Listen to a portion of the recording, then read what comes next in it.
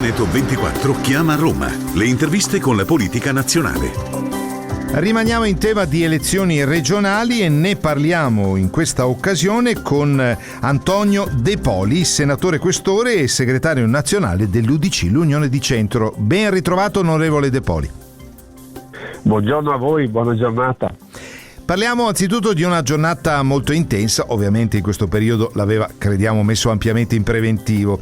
Una giornata impegnativa in Veneto perché tra pochissimo, a mezzogiorno, lei sarà a Treviso per la presentazione dei candidati della circoscrizione della Marca. L'appuntamento è alle 12 al Palazzo della Luce, mentre questa sera alle 20:30 l'appuntamento è in un noto ristorante di Cervarese Santa Croce, dunque in provincia di Padova, un'iniziativa elettorale per la presentazione dei candidati nella provincia euganea, tra l'altro un incontro a cui parteciperà il vostro candidato, nel senso il candidato del centrodestra Alberto Stefani. Una attività intensa, senatore, a 20 giorni dalla fatidica data, 23-24 novembre. Quali sono le sensazioni che lei prova in questo momento? Come sta andando la campagna?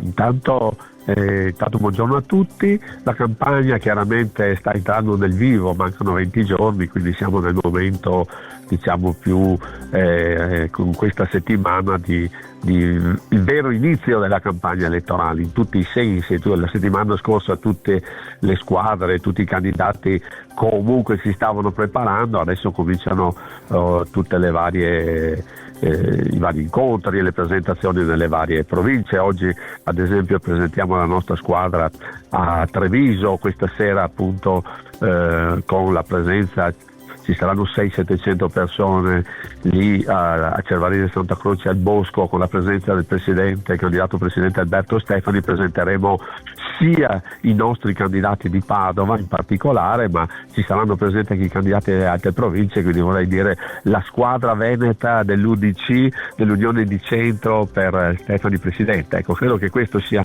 un momento importante per la regione, per tutti noi, perché chiaramente c'è un cambio strategico anche rispetto alle nuove esigenze che il Veneto chiede, che la società veneta chiede, che i cittadini veneti chiedono e quindi le nostre imprese. Io credo che oggi noi dobbiamo mettere nelle priorità delle programmazioni, degli interventi della nostra regione quella che è la salute, quindi a partire dalle politiche sociali, che significano le politiche per le persone, al centro la persona è il nostro motto, alle politiche per la sanità, quindi la salute di ognuno di noi. Io credo che su questo aspetto ci siano le grandi attese di tutti i cittadini del Veneto. Se non c'è salute non possiamo pensare a tutto il resto. Una delle nostre indicazioni: non lasciamo nessuno da solo, che significa a partire dai nostri papà, le nostre mamme, le persone più anziane che hanno bisogno di sostegno, di aiuto, con anche nuovi interventi strategici che danno oggi la possibilità di poter vivere bene, quindi anche chi ha 70-80 anni e più, che non ha problemi particolari di non autosufficienza, però deve avere un sistema che le accoglie, che gli sta dietro, che li prende in carico, voglio dire, a 360 gradi. E dall'altra parte è quello che è il grande tema dei nostri giovani che devono far famiglia, devono costruirsi casa, quindi l'aiuto per la prima casa, per l'abitazione, e l'aiuto per avere a sostegno dei figli e quindi dei genitori per la maternità e la cosiddetta il percorso di vita tra lavoro e chiaramente famiglia. E dall'altra parte ancora quello del sostegno alle nostre imprese, cioè le nostre imprese sono il cuore pulsante della nostra vita. Se l'impresa va bene, c'è lavoro, avendo lavoro ognuno di noi può permettersi di avere un percorso di vita importante e di costruire quello che è il proprio futuro, e credo che questo siano gli aspetti. E dopo andiamo sulla parte più importante, quella della vita, e quindi oggi sempre più un contesto di denatalità importante, non si fanno figli, e quindi da una parte dobbiamo aiutare i nostri ragazzi e le nostre famiglie a far figli, e dall'altra parte dobbiamo dare anche dei servizi che possano garantire un percorso e un sostegno ai genitori nello stesso momento, quindi dagli asili nidi a tutte le scuole dell'infanzia, a tutte quelle parti importanti e sostanziali che servono per poter chiaramente crescere bene. Quindi mettendo nella priorità, come dicevo prima, quella che è gli aspetti della salute, quindi sociale e sanità, per andare poi a finire al lavoro, prima a casa al lavoro, e chiaramente alla nostra impresa, e quindi e di conseguenza alle infrastrutture, che in Veneto ne abbiamo molto bisogno, senza dimenticare chiaramente quelle che sono le nostre eccellenze della cultura, dell'arte, a partire da Venezia, vorrei dire, a qualsiasi, alle Dolomiti, a Cortina, ma alle Terme Euganee, ai colli, a tutti questi aspetti che diventano, alla pianura chiaramente, al mare, ai laghi.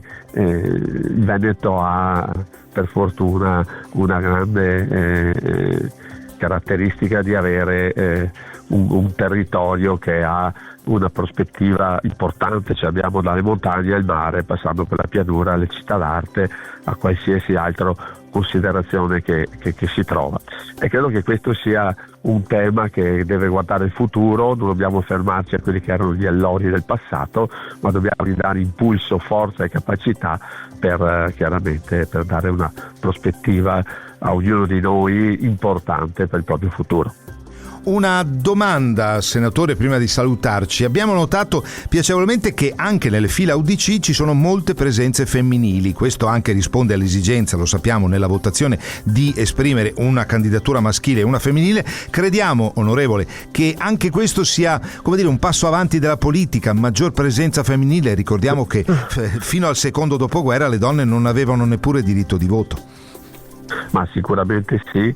Ad esempio la lista che presentiamo oggi a Treviso ha una maggioranza ad esempio femminile 5 donne e 4 uomini, e credo che questo sia uno degli aspetti anche importanti di una presenza, di un'attenzione che sempre più riguarda non solo la politica, ma nel caso specifico la politica, ma anche il mondo imprenditoriale, dirigenziale, eccetera, dove le donne sempre più fanno valere il proprio peso, il proprio consenso, la propria capacità, la propria forza, come giustamente lo è per ognuno di noi. E credo che questo sia un'altra considerazione importante che abbiamo nel prossimo futuro per il nostro Consiglio regionale del Veneto. Insomma, vediamo se effettivamente se c'è una bella parità o se addirittura sarà una maggioranza femminile. Grazie ad Antonio De Poli, senatore questore e segretario nazionale dell'UDC. Da parte nostra, senatore, l'augurio di una buona giornata e di una buona settimana in questa intensa campagna elettorale che vive giorni decisivi. Grazie e a presto. Grazie a voi, buona giornata.